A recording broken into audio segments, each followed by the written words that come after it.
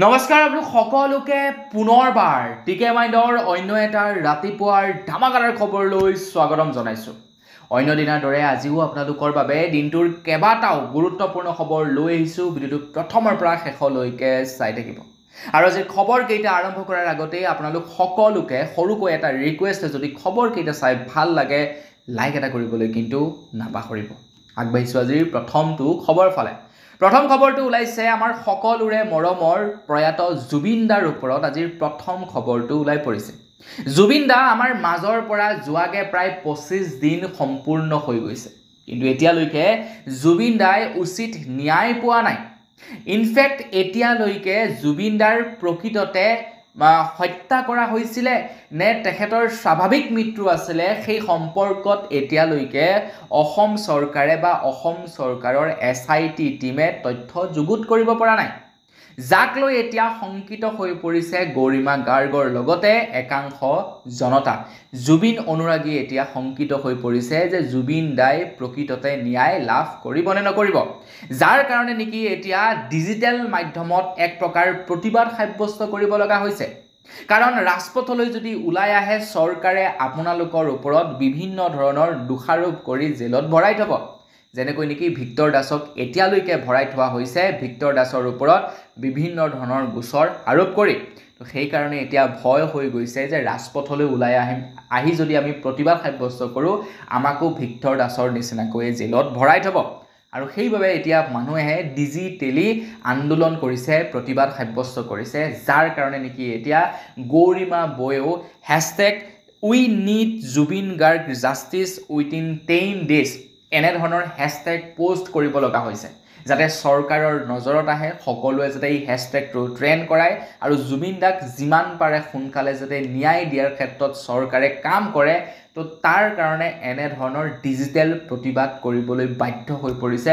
গৰিমা বৌ, বা ডিজিটেল প্ৰতিবাদ সাব্যস্ত কৰিবৰ কাৰণে বাধ্য হৈ পৰিছে জুবিন অনুৰাগীসকল। কাৰণ যদি ৰাজপথলৈ ওলাই আহে প্ৰতিবাদ সাব্যস্ত কৰে তেওঁলোকৰ ওপৰতো বিভিন্ন ধৰণৰ দোষ জাপি দিব, তেওঁলোকৰ ওপৰতো বিভিন্ন ধৰণৰ আইন জাপি দিব আৰু তেওঁলোকক নি জেলত ভৰাই থব। গতিকে মানুহে ভয়ো কৰিছে আৰু সেইবাবে এতিয়া ডিজিটেল মাধ্যমৰ দ্বাৰা প্ৰতিবাদ সাব্যস্ত কৰিছে জুবিন দাৰ ন্যায়ৰ বাবে। তো আপোনালোকেও হেছটেগ ব্যৱহাৰ কৰিব, আপোনালোকেও সামাজিক মাধ্যমত কিবা পোষ্ট কৰাৰ লগে লগে এই হেছটেগটো ব্যৱহাৰ কৰিব। আগবাঢ়িছোঁ ইয়াৰ পাছৰটো খবৰ ফালে। ইয়াৰ পাছৰ খবৰটো ওলাই পৰিছে পাঞ্জাৱৰ পৰা। পাঞ্জাৱৰ নেশ্যনেল হাইৱে 30 অৱস্থা খুবেই বেয়া। আপোনালোকে শুনিলে আচৰিত হ'ব, পাঞ্জাৱৰ এটা নেশ্যনেল হাইৱেৰে এখন ট্ৰাক গৈ থকাৰ অৱস্থাত ট্ৰাকখন নেশ্যনেল হাইৱেৰ মাজত সোমাই পৰে। ট্ৰাকখনে গধুৰ বস্তু লৈ গৈছিলে, যিখন ট্ৰাক নেকি নেশ্যনেল হাইৱেৰ ওপৰেৰে গৈ থাকোঁতে যেনেকৈ বালিত শ্লিপ মাৰে, ঠিক তেনেকৈ ট্ৰাকখন শ্লিপ মাৰিলে পকা ৰাস্তাৰ ওপৰত আৰু ৰাস্তাটো খান্দ খাই গ'ল। ভাবক আপোনালোকে কিমান নিম্নমানৰ কাম কৰিছে সেই ৰাস্তাটো উদ্ঘাটন কৰা বেছিদিন হোৱা নাছিলে, ৰাস্তাটো পুনৰ নিৰ্মাণ কৰি উদ্ঘাটন কৰিছিলেহে মাত্ৰ, আৰু উদ্ঘাটন কৰাৰ পাছতেই আপোনালোকে চাওক 3 ফুট এটা গাঁত হৈ গৈছে। এখন ট্ৰাক চলি যাওঁতে শ্লিপ মাৰিলে আৰু সেই শ্লিপ মৰাৰ ফলত 3 ফুট দ এটা গাঁত হৈ গৈছে পাঞ্জাৱৰ নেশ্যনেল হাইৱে। গতিকে ভাবক আপোনালোকে কেনেকুৱা নেক্সট লেভেলত কৰাপশ্যন হৈছে, কেনেকুৱা নেক্সট লেভেলত দুৰ্নীতি হৈছে, কেলেংকাৰী হৈছে। কাৰণ এটা নেশ্যনেল হাইৱে এখন গধুৰ বাহন গ'ল বুলিয়েই বাহনখন শ্লিপ মাৰি 3 ফুট দ গাঁত হৈ গৈছে। গতিকে কিমান নিম্নমানৰ কাম কৰিছে সেই ৰাস্তাটোত এবাৰ আপোনালোকে ভাবি চাওক। গতিকে এনেকুৱা ধৰণৰ ঠিকাদাৰ আৰু এনেকুৱা ধৰণৰ যিবিলাক নেকি মন্ত্ৰী বিষয়া থাকে তেওঁলোকক কি কৰিব লাগে আপোনালোকে নিজেই জনাব। আগবাঢ়িছোঁ ইয়াৰ পাছৰটো খবৰ ফালে। ইয়াৰ পাছৰ খবৰটো ওলাই পৰিছে অনলাইন শ্বপিং এপ্লিকেশ্যন ফ্লিপকাৰ্টৰ ওপৰত। আপোনালোকে বাৰু ফ্লিপকাৰ্টৰ পৰা বজাৰ কৰে নে নকৰে কমেণ্ট ছেকশ্যনত জনাব। কেইজনমান চোৰে ফ্লিপকাৰ্টৰ এখন ট্ৰাক জব্দ কৰিলে আৰু সেই ট্ৰাকখনৰ পৰা চুৰ কৰিলে প্ৰায় 221টা আইফোন, যাৰ মূল্য হৈছে প্ৰায় 1.21 কোটি টকা। ফ্লিপকাৰ্টৰ এখন মাল কঢ়িওৱা ট্ৰাক জব্দ কৰি প্ৰায় 1.21 কোটি টকাৰ মোবাইল ফোন জব্দ কৰিলে, আৰু গোটেইকেইটা মোবাইল আছিলে আইফোন, যিকেইটা প্ৰায় 221টা আইফোন আছিলে বুলি খবৰ ওলাই পৰিছে এতিয়া যিজন নেকি হেল্পাৰ আৰু যিজন নেকি ড্ৰাইভাৰ আছিলে তেওঁলোক মেইন সাসপেক্ট হৈছে কাৰণ ট্ৰাকখন গৈ থকা ট্ৰাকখনৰ পৰা 221টা আইফোন নাইকিয়া হৈ গৈছে যাৰ মূল্য 1 কোটি টকাতকৈও অধিক গতিকে কেনেকৈ হবলৈ পালে এইটো কেনেকৈ সম্ভৱ যদি ট্ৰাক চালক কেইজন যদি হেল্পাৰ কেইজনে এই কামটো নকৰে তেওঁলোক যদি জড়িত নাথাকে কেনেকৈ হেৰাব পালে তেওঁলোক এতিয়া মেইন সাসপেক্ট হৈ পৰিছে ভাবকচোন আপোনালোকে অনলাইন শ্বপিং মানে মানুহে অৰ্ডাৰ দিছিলে মোবাইল ফোন অনলাইনত আহিলে আৰু সেই গাড়ীৰ পৰাই মোবাইল নাইকিয়া হৈ গ'ল 221টা এটা দুটাও নহয় 221টা মোবাইল ফোন নাইকিয়া হৈছে আগেছি ইয়াৰ পাছৰটো খবৰ ফালে জুবিন দাৰ মৃত্যু হোৱাৰ পাছত জুবিন দাই কেনেকৈ হাতুৰিছিলে জুবিন দাই কি কৰিছিলে সেই ইয়াকখনত সেই ভিডিঅ'বিলাক টুকুৰা টুকুৰে প্ৰচাৰ পাই আছিলে সামাজিক মাধ্যমত আৰু সেই ভিডিঅ'বিলাক বাৰু কোনে প্ৰচাৰ কৰিছিলে আপোনালোকে জানেনে এই ভিডিঅ'বিলাক প্ৰচাৰ কৰিছিলে অমৃত প্ৰভা অৰ্থাৎ জুবিন দাৰ এগৰাকী কো সিংগাৰে সেই ভিডিঅ'বিলাক প্ৰচাৰ কৰি আছিল যিগৰাকী নেকি কো সিংগাৰ জুবিন দাৰ সৈতে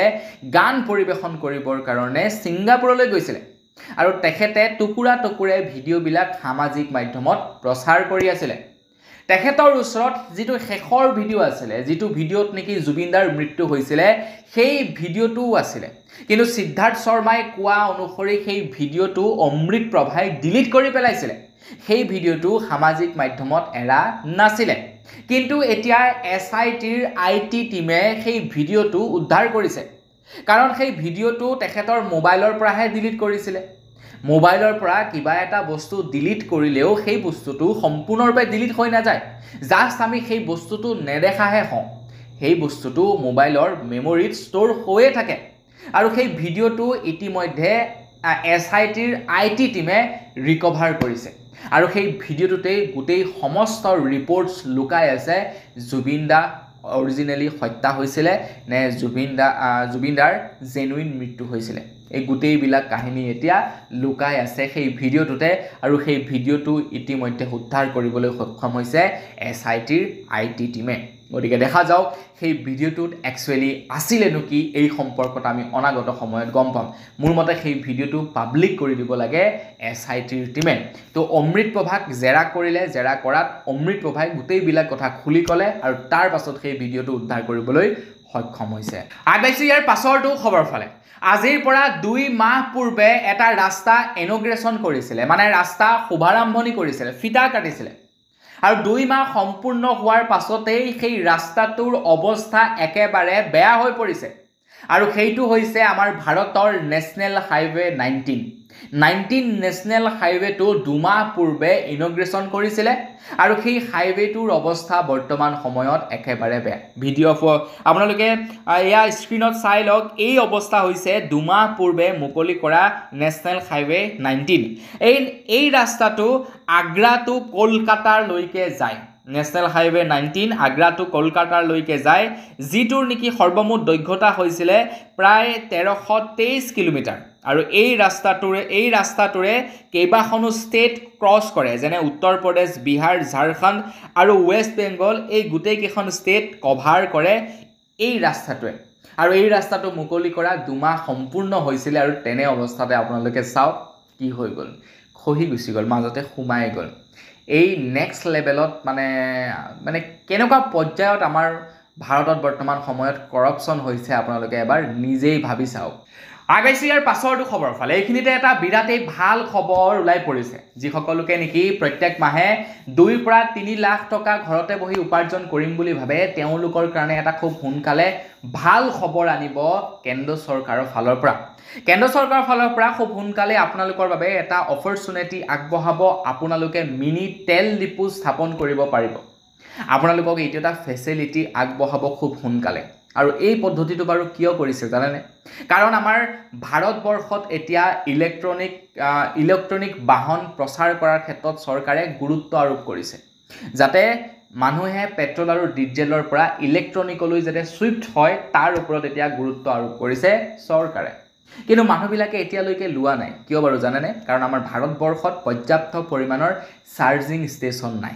গতিকে প্ৰথম পৰ্যায়ত হয়তো চাগে মিনি তেল ডিপুবিলাক আৰম্ভ কৰিব আৰু তাৰ মিনি তেল ডিপুসমূহত আপোনাৰ চাৰ্জিং চেণ্টাৰলৈ কনভাৰ্ট কৰিব যাতে মানুহে ক'ৰবালৈ যাওঁতে যিকোনো এটা চাৰ্জিং চেণ্টাৰত সোমাই চাৰ্জ দি আৰামছে চলি যাব যাতে পাৰে তো তাৰ কাৰণে গোটেই ভাৰতবৰ্ষতে এতিয়া চাৰ্জিং চেণ্টাৰ হয়তো বহাব পাৰে আৰু তাৰ কাৰণে মিনি তেল ডিপুৰ আৰম্ভণি কৰিছে আৰু কেন্দ্ৰ চৰকাৰৰ ফালৰ পৰা কৈছে যে আপোনালোকে প্ৰত্যেক মাহে 2 পৰা 3 লাখ টকা আৰামছে উপাৰ্জন কৰিব পাৰিব আইবেছো ইয়াৰ পাছৰটো খবৰ ফালে আমাৰ ভাৰতবৰ্ষত কমিছে হিন্দুৰ সংখ্যা এই তথ্য আগবঢ়াইছে অমিত শ্বাহ ডাঙৰীয়াদেৱে অমিত শ্বাহ ডাঙৰীয়াদেৱে কৈছে যে এতিয়া হিন্দু সংকটত হিন্দুক বচাব লাগিব আৰু যদিহে ভাৰতৰ বাহিৰত থকা হিন্দুসকলে হিন্দুৰ ধৰ্মক বচাব বিচাৰে হিন্দুক বচাব বিচাৰে তেন্তে ভাৰতলৈ আহক ভাৰতলৈ আহি হিন্দুসকলক বচাওক এই কথা মই কোৱা নাই এই কথা কৈছে অমিত শ্বাহ ডাঙৰীয়াই অমিত শ্বাহ ডাঙৰীয়াই কৈছে যে ভাৰত ভূমিৰ ওপৰত মোৰ যিমান অধিকাৰ আছে পাকিস্তান বাংলাদেশৰ হিন্দুৰো সিমানেই অধিকাৰ আছে এই কথা কৈছে গৃহমন্ত্ৰী অমিত শ্বাহ ডাঙৰীয়াই তেখেতে কৈছে ধৰ্ম ৰক্ষাৰ বাবে যিসকলে ভাৰতলৈ আহিব বিচাৰে তেওঁলোকক স্বাগতম জনাইছো তেখেত মানে অমিত শ্বাহ ডাঙৰীয়াৰ মতে আমাৰ ভাৰতৰ বাহিৰত যিসকল হিন্দু মানুহ আছে তেওঁলোক আমাৰ ভাৰতলৈ আহক ভাৰতত হিন্দু মানুহ এতিয়া ধৰ্ম সংকটত পৰিছে ভাৰতত হিন্দু মানুহৰ সংখ্যা কমিছে মুছলমানৰ সংখ্যা বৃদ্ধি পাইছে গতিকে হিন্দু মানুহক যদি বচাব বিচাৰে আপোনালোকে ভাৰতলৈ আহক আৰু ভাৰতৰ হিন্দুবিলাকক বচাওক হিন্দুৰ সংখ্যাগৰিষ্ঠতা বৃদ্ধি কৰক আৰু আমাৰ হিন্দু মানুহখিনিক বচাওক এইখাৰ কথা মই কোৱা নাই এইখাৰ কথা কৈছে অমিত শ্বাহ ডাঙৰীয়াই এটা কি ক'ব আপোনালোকে এই সম্পৰ্কত কমেন্ট সেকশনত জনাব আপোনালোকৰ ওপৰত সম্পূৰ্ণ এৰি দিছো তো অমিত শ্বাহ ডাঙৰীয়াদেৱে যদি বাহিৰৰ পৰা অনা হিন্দুসকলক ৰাখিব বিচাৰে ৰাখক কোনো আপত্তি নাই কিন্তু অসমত নহব অসমৰ বাহিৰত ৰাখক বাকি এখন ষ্টেটত ৰাখক আমাৰ ক'ব লগা একো নাই কিন্তু অসমত মানে বাংলাদেশৰ পৰা অহা হিন্দুসকল পাকিস্তানৰ পৰা অহা হিন্দুসকলৰ কোনো স্থান নাই আগেছি ইয়াৰ পাছৰটো খবৰ ফালে জুবিন দাৰ সমাধিস্থলীত এজন যুৱকে তেখেতৰ লগুন ছিঙি পেলাইছিল অন কেমেৰা তেখেতৰ লগুন ছিঙি পেলাইছিল এই সম্পৰ্কত এটা ভিডিঅ' ভাইৰেল হৈছিল যোৱা খবৰটো মই আপোনালোকক এই সম্পৰ্কত জনাইছিলো আৰু যোৱা খবৰটোত মই এইটো কৈছিলো যে এতিয়া তেখেতৰ ওপৰত হয়তো কোনোবাই এফআইআৰ ৰুজু কৰিব পাৰে আৰু চাওক তেখেতৰ ওপৰত এফআইআৰ ইতিমধ্যে ৰুজু কৰিছে খবৰ লোৱা অনুসৰি সোণাপুৰত লগুন ছিঙা যুৱকৰ বিৰুদ্ধে হাতীগাঁও থানাত এজাহাৰ দাখিল কৰা হৈছে এজাহাৰৰ পিছতেই গোচৰ ৰুজু কৰিছে আৰক্ষীয়ে বেছি দিন নাই এতিয়া যুৱকজনক এৰেষ্ট কৰিব আমাৰ জুবিন দাই কিন্তু লগুন ছিঙি পেলাইছিল হায়াৰ সেকেন্ডাৰী পঢ়ি থকাৰ অৱস্থাত আৰু তেখেতৰ ফিল্মখনতো যিখন নেকি তেখেতৰ কাঞ্চনজংঘা আছিল এই কাঞ্চনজংঘা ফিল্মখনত তেখেতৰ লগুন ছিঙি পেলাইছিল তেখেতে কৈছিলে মোৰ কোনো জাতি নাই মোৰ কোনো ধৰ্ম নাই মই কাঞ্চনজংঘা ঠিক তেনেকৈ ডায়লগটো কৈ তেখেতে লগুন ছিঙি পেলাইছিলে আৰু ঠিক তেনেকৈয়ে জুবিন গাৰ্গৰ পৰা অনুপ্ৰাণিত হৈ জুবিনৰ অনুৰাগীয়েও তেখেতৰ লগুন ছিঙি পেলাইছিলে কিন্তু তেখেতৰ ওপৰত আইনী প্ৰেছাৰ দিয়া হৈছে বা তেখেতৰ ওপৰত এফআইআৰ ৰুজু কৰা হৈছে মোৰ মতে তেখেতৰ এইটো সম্পূৰ্ণ ব্যক্তিগত মত হয়নে নহয় গতিকে তাৰ ওপৰতো আকৌ গোচৰ ৰুজু কৰিব লগা কি আছে তেখেতে সেইটো মানে একচেপ্ট কৰা নাই মানে একচেপ্ট নকৰে তো নাই কথা নাই সেইটো ব্যক্তিগত তেখেতৰ মতামত আগেছি ইয়াৰ পাছৰটো খবৰ ফালে খুব সোনকালে শ্যামকানু মহন্ত আৰু সিদ্ধাৰ্থ দুয়োজনকে কেন্দ্ৰীয় কাৰাগাৰলৈ পঠিওৱা হ'ব তাৰ পূৰ্বে এতিয়া কেন্দ্ৰীয় কাৰাগাৰ সজাই পৰাই তোলা হৈছে একচুয়ালি সজাই পৰাই তোলা বুলি ক'লে ভুল হ'ব এতিয়া কেন্দ্ৰীয় কাৰাগাৰত কটকটীয়া নিৰাপত্তা বঢ়াই দিয়া হৈছে দুয়োজনকে বেলেগে ৰখা হ'ব আৰু তেওঁলোকক বাকি কয়দীবিলাকৰ সৈতে ৰখা নহ'ব বুলি জনাইছে কাৰণ তেওঁলোকক মাৰি পেলাবও পাৰে বাকি কয়দীসকলে যেহেতু থানা জেলৰ ভিতৰত জুবিনদাৰ অনুৰাগী আছে তেখেতলোক হয়তো মানে বিৰাট শুভত থাকিব পাৰে তেওঁলোকে হয়তো ভাবি আছে তহঁতক বজাম ইয়াতে গতিকে তাৰ কাৰণে নিৰাপত্তা বৃদ্ধি কৰিব লগা হৈছে দুয়োজনকে বেলেগে ৰখা হ'ব তেওঁলোকে যাতে তেখেতৰ কাৰাগাৰৰ পৰা ওলাই গৈ বেলেগত যাব নালাগে তো তাৰ কাৰণে ৰুমৰ ভিতৰতে গা পা ধোৱাৰ ব্যৱস্থা কৰি দিয়া হৈছে তেওঁলোকক দুয়োজনকে বেলেগকৈ ৰখা হ'ব আৰু তেওঁলোকৰ আশে-পাশে 24 ঘণ্টাই সিসি কেমেৰাৰ ব্যৱস্থা কৰিব আৰু তেওঁলোকে কি কথা পাতে সেইবিলাকো ৰেকৰ্ডছ কৰিব বুলি জনাইছে যাতে তেওঁলোকৰ মানে জীৱনৰ প্ৰতি ভাবুকি নাহে তো তাৰ কাৰণে এনে ধৰণৰ ব্যৱস্থা কৰা হৈছে এটা চাওক জুবিন দাক যি কেইজনে পৰিকল্পিতভাৱে হত্যা কৰিলে তো জুবিন দাটো অলৰেডি মানে গলেগৈ ন এটা তেওঁলোকক মানে আইনৰ বাবে মানে মানুহবিলাকক মানেটো মাৰিবলৈ এৰি দিব নোৱাৰে ন তো মানে চৰকাৰৰ ইচ্ছা নাথাকিলেও তেওঁলোকৰ ওপৰত এনেকুৱা নিৰাপত্তা বঢ়াবলগীয়া হৈছে কাৰণ কোনোবা এজনৰ খং উঠিব মাৰি পেলাব হয় নহয় পাছততো ভাই ন্যায়ালয়ৰ মানে আদালতৰ ৰুখত পৰি যাব তো সেইকাৰণে এই ব্যৱস্থা কৰিব লগা হৈছে RBCৰ পাছৰটো খবৰ ফালে আপোনালোকে বাৰু পেপাল ব্যৱহাৰ কৰি পাইছেনে পেপাল হৈছে আমাৰ ভাৰতবৰ্ষত ব্যৱহাৰ হোৱা UPIৰ নিচিনাই এটা পেমেন্ট মাধ্যম যেনেকৈ নেকি আমি গুগল পে ফোন পেৰ জৰিয়তে পেমেন্ট পইচা পঠাব পাৰো ঠিক তেনেকৈ বাহিৰত পেপাল ব্যৱহাৰ হয় মানে UPIৰ পূৰ্বে পেপাল ওলাইছিলে আগতে পেমেন্ট বিলাক পেপালৰ জৰিয়তে হয় যেটা নেকি বাহিৰা এখন দেশৰ পৰা পইচা আপুনি মানে ৰিসিভ কৰিব লগা হয় বা পঠাব লগা হয় পেপালৰ জৰিয়তে পঠাব পাৰে ৰিসিভটো কৰিব পাৰে এটা পেপালত UPI ইনক্লুড কৰা হ'ব বুলি জনাইছে মানে যিসকলে পেপাল ব্যৱহাৰ কৰে তেওঁলোকে UPI ব্যৱহাৰ কৰা মানুহবিলাকক পইচা ট্ৰান্সফাৰ কৰিব পাৰিব আৰু পেপালত গুগল পে ফোন পেৰ পৰা পইচাও ৰিসিভ কৰিব পাৰিব মানে পেপালৰ সৈতে এতিয়া UPI মানে সংযুক্ত হ'ব ভাল হ'ব যিসকলে পেপাল ব্যৱহাৰ কৰি আছিল আগৰ পৰা তেওঁলোকৰ বাবে সুবিধা হ'ব মই ব্যৱহাৰ নকৰা নহয় ব্যৱহাৰ কৰিছিলো মানে আগতে কি হয় স্পন্সৰ বিলাক কৰোটো আগতে আজিকালি নকৰা হলো তো স্পন্সৰ পইচা বিলাক কেতিয়াবা পেপালৰ জৰিয়তে দিয়ে কিছু ক্লায়েন্টে তো তেওঁলোকৰ পইচা বিলাক ৰিসিভ কৰিবৰ কাৰণে পেপাল দৰকাৰ আছিল তো এতিয়াৰে পৰা মানে পেপালত UPI এড কৰিব পাৰিব আৰু সেই পইচাটো আৰামছে বেলেগ এটা একাউণ্টলৈ ট্ৰান্সফাৰ কৰিব পাৰিব RBCৰ পাছৰটো খবৰ ফালে ইয়াৰ পাছৰ খবৰটো ওলাই পৰিছে ৰিয়েলমিৰ ওপৰত ৰিয়েলমিয়ে মুকলি কৰিলে তেওঁলোকৰ নিজা এন্ড্ৰইড সিস্টেম যেনেকৈ নেকি বৰ্তমান সময়ত আমাৰ মোবাইল বিলাকত একোটা এন্ড্ৰইড সিস্টেম আছে যেনেকৈ নেকি যেটো আপোনাৰ ধৰি লওক তাতে গুগল পোৱা যায় ব্ৰাউজাৰ গোটেইখিনি পোৱা যায় যেটোৱে নেকি গোটেই মোবাইলটো চলাই থাকে আৰু যেটো এন্ড্ৰইড সিস্টেমে তো সেই এন্ড্ৰইড সিস্টেমটো এতিয়া ৰিয়েলমিয়ে মুকলি কৰিছে ৰিয়েলমিয়ে এটা ভাৰতীয় এন্ড্ৰইড সিস্টেম মুকলি কৰিছে যেটো এতিয়াৰে পৰা আপোনালোকে মানে ৰিয়েলমিৰ মোবাইল বিলাকত ব্যৱহাৰ কৰিব পাৰিব আমাৰ ভাৰতৰ নিজা এন্ড্ৰইড সিস্টেম এটো বাকি এতিয়া বৰ্তমান মোবাইল বিলাকত যিবিলাক এন্ড্ৰইড সিস্টেম চলি আছে সেইবিলাক মানে বাহিৰা দেশৰ আমেৰিকা জাপান এইবিলাকত ঠিক আছে তো এটা নতুনকে আমাৰ ভাৰতে এটা উদ্ভাৱন কৰিছে ৰিয়েলমিয়ে উদ্ভাৱন কৰিছে এন্ড্ৰইড সিস্টেম আৰু সেই এন্ড্ৰইড সিস্টেমটো এতিয়াৰে পৰা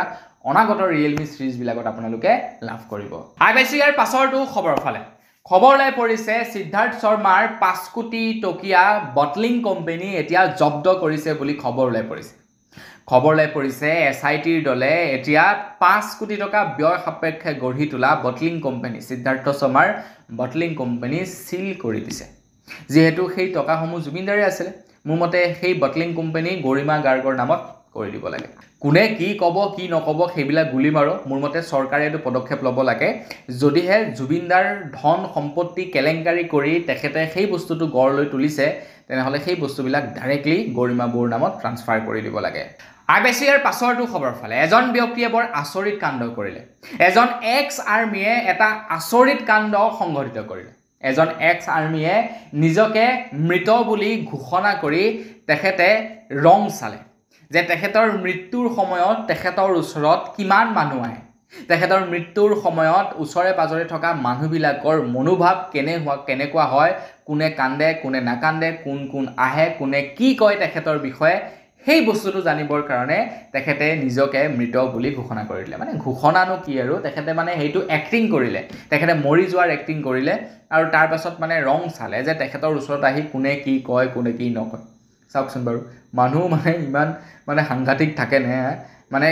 তেখেত মৰাৰ পাছত কি হ'ব কি নহব সেই বস্তুটো তেখেতে ফিল ল'ব নোৱাৰিব ন তো তাৰ কাৰণে কি কৰিলে জীৱিত থকাৰ অৱস্থাতে মৰাৰ ভাও ধৰিলে আৰু মানুহবিলাকে কি কৰে কি নকৰে তেখেতৰ মৃত্যুৰ পাছত সেই বস্তুটো এবাৰ চাই ললে RBCৰ পাছৰটো খবৰ ফালে আহি আছে দেৱালী তো দেৱালীত আপোনালোকে বম ফটাকা ফুটাব পাৰিব কেবাজনো ইউটিউবাৰে এই সম্পৰ্কত ভিডিঅ' বনাইছে ফুল্লি সাপোৰ্ট কৰিছে বম ফটাকা বিক্ৰী কৰা মানুহসকলক তেওঁলোকে জুবিনদাকো সাপোৰ্ট কৰে আৰু তেওঁলোকে বম ফটাকা বিক্ৰী কৰা মানুহবিলাককো সাপোৰ্ট কৰে এতে অৰিজিনালি কাক সাপোৰ্ট কৰে বুজি নাপাওঁ আৰু যি কি নহওক অসমৰ মুখ্যমন্ত্ৰী ডক্টৰ হিমন্ত বিশ্ব শৰ্মাদেৱে কৈছে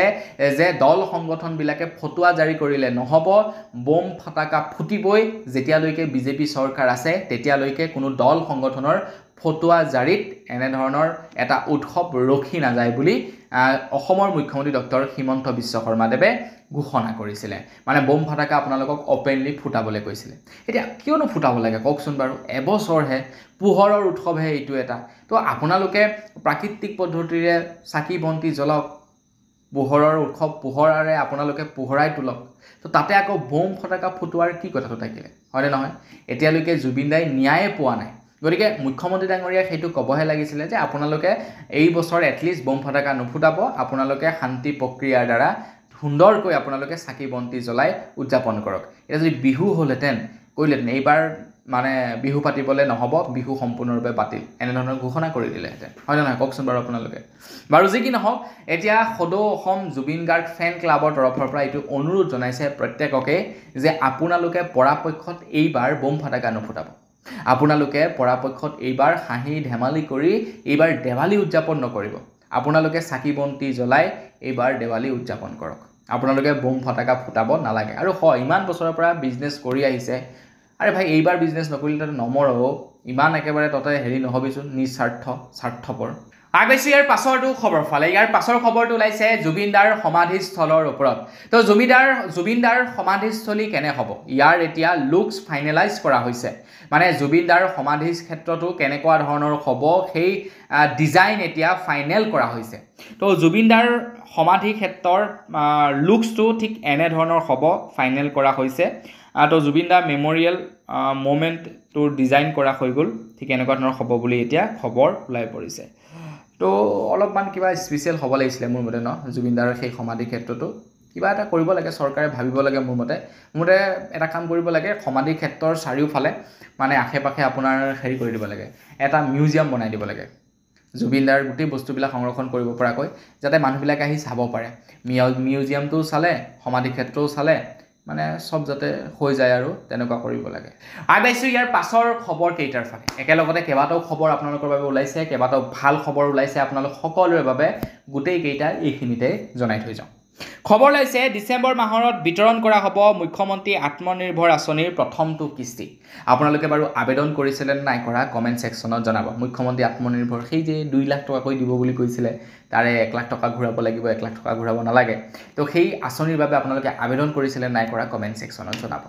তাৰ পাছৰ খবৰটো ওলাই পৰিছে যে CIDয়ে এতিয়া জুবিনদাৰ মৃত্যুৰ সৈতে জড়িত অন্য এটা ক্লু বিচাৰি পাইছে বুলি খবৰ ওলাই পৰিছে। আৰু তাৰ লগতে 4 প্ৰৱাসী অসমীয়া ইতিমধ্যে হাজিৰ হৈছেহি অসমত। গতিকে ইয়াৰ পৰা কিবা এটা ক্লু পাইছে, ফৰেনচিক ৰিপৰ্টছৰ পৰা কিবা এটা ক্লু পাইছে, যাৰ বাবে নেকি এতিয়া CIDৰ টীমে আৰু ভালদৰে ক্ষীপ্ৰ গতিত জুবিনদাৰ মৃত্যুৰ ওপৰত তদন্ত কৰিব পাৰিব বুলি জনাইছে অসমৰ মুখ্যমন্ত্ৰী ডক্টৰ হিমন্ত বিশ্ব শৰ্মাদেৱে। গতিকে এইটো এটা আমাৰ কাৰণে ভাল খবৰ। আগবাইছোঁ ইয়াৰ পাছৰটো খবৰ ফালে। খবৰ ওলাইছে 16 অক্টোবৰত দিয়া হ'ব ঝুমুৰ বিনন্দিনীৰ শিল্পীৰ বাননি। এই যে আমাৰ অসমৰ বিহু নৃত্যৰ দৰে ঝুমুৰ নৃত্যই ৱৰ্ল্ড ৰেকৰ্ড সৃষ্টি কৰিছিলে, ঝুমুৰ নৃত্যই ৱৰ্ল্ড ৰেকৰ্ড কৰিছিলে নকৰিছিলে জানো, কিন্তু ঝুমুৰ নৃত্যৰো ঠিক তেনেকৈ বিহু নৃত্যৰ দৰে মানে ঝুমুৰ বিনন্দিনীৰ আয়োজন কৰা হৈছিলে। তো সেই ঝুমুৰ বিনন্দিনীত অংশগ্ৰহণ কৰা যিসকল শিল্পী আছিলে তেওঁলোককো 25,000 টকাকৈ দিব বুলি ঘোষণা কৰিছিলে। আৰু সেই মাননি এতিয়া 16 তাৰিখৰ দিনাখন বিতৰণ কৰা হ'ব বুলি মুখ্যমন্ত্ৰী ডাঙৰীয়াদেৱে জনাইছে। যদি আপুনি সেই ঝুমুৰ বিনন্দিনীত অংশগ্ৰহণ কৰিছিলে, লাইক এটা কৰি থৈ যাব। আগবাইছোঁ ইয়াৰ পাছৰটো ভাল খবৰ ফালে। খবৰ ওলাইছে আৰক্ষী বিভাগত আকৌ ওলাব চাকৰিত। নৱেম্বৰ মাহত মুকলি হ'ব হাজাৰ পদ, মানে আৰক্ষী বিভাগত চাকৰি ওলাব বুলি জনাইছে। এইকেইদিন কেইবাটাও ভাল খবৰ ঘোষণা কৰিছে, তো ইছ্যু ডাইভাৰ্ট কৰিবৰ কাৰণে এনে অন্য কিবা কাৰণে নাজানো আৰু যি কি নহওক কেইবাটাও ভাল খবৰ যিহেতু ওলাইছে, লাইক এটা কৰি থৈ যাব। তো বৰ্তমান বছ আজিৰ ভিডিঅ'ত জনাবলগীয়া খবৰ ইমানকেইটাই আছিলে। খবৰকেইটা জানি আপোনালোকৰ কেনে লাগিলে কমেণ্ট ছেকশ্যনত জনাব। যদি ভাল লাগিলে